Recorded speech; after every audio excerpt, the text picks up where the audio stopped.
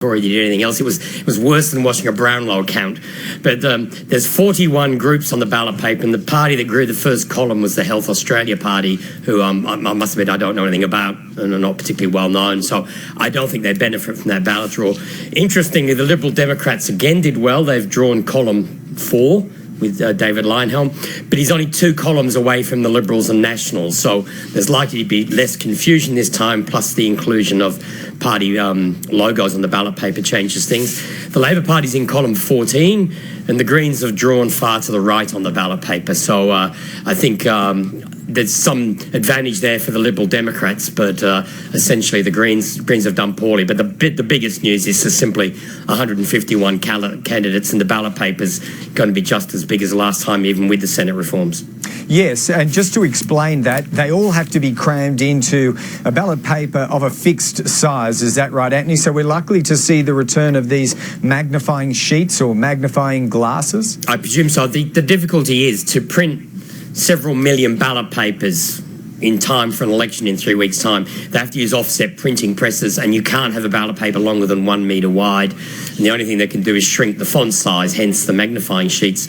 Despite the changes in the electoral system, which make it much harder for a micro party to get elected, many of them have still stood in most states except for South Australia, where Nick Xenophon's presence seemed to have discouraged a few of them from even trying.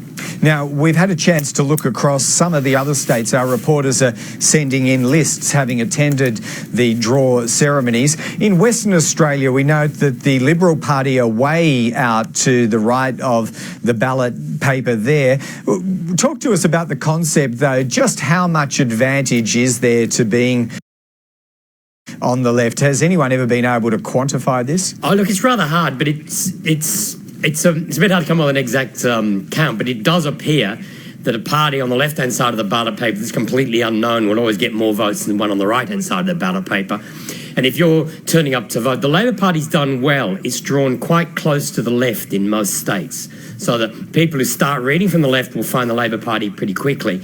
Western Australia is the worst case for the coalition. And this is a state where they will possibly lose a Senate seat. But the Nationals have drawn well to the left on that ballot paper. In Queensland, there are 19 candidates have nominated for the ungrouped column, and they've just got no chance of being elected from there, so that's a lot of deposits to pay for not much advantage.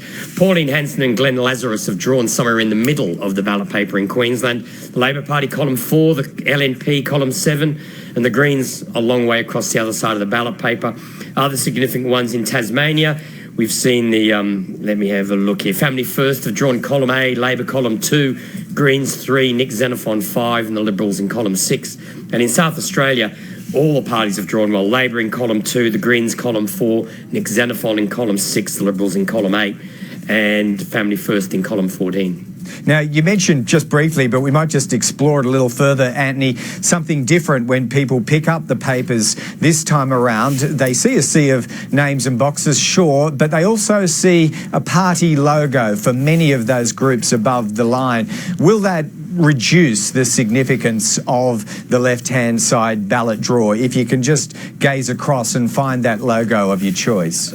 Possibly. The logos are only 7 millimetres by 7 millimetres. I think what's interesting, if you're trying to get noticed on a ballot paper that big amongst all the other candidates standing there, one of the things you want to do is try and stand out. The major parties will have an advantage because they're all standing, I think they're standing 12 candidates, most of them, so they'll have a much wider column, space below the line. And a couple of the micro parties are running joint tickets, which means they can have 2 logos above the line and two logos. So in New South Wales, you've got the Science Party and the Cyclist Party running a joint ticket. In a couple of states, the Sex Party and Hemp are running I shouldn't say joint ticket. The Hemp Party and the Sex Party are running together in a couple of the states. And so they'll again get 2 logos on the ballot paper. Yeah, it certainly is a weird and wonderful arrangement of parties we're seeing in this election. Just as I wrap up here, Kumi and Antony pointing out that we watched someone in a dress from head to toe in a Where's Wally outfit at the ballot draw in Queensland. So it's not just hemp and sex, it's Where's Wally in there somewhere as well. All right, Greg Jennett, thank you so much. Thanks, Antony Green, as well. As always, great to have Antony's insights. See you soon, Greg.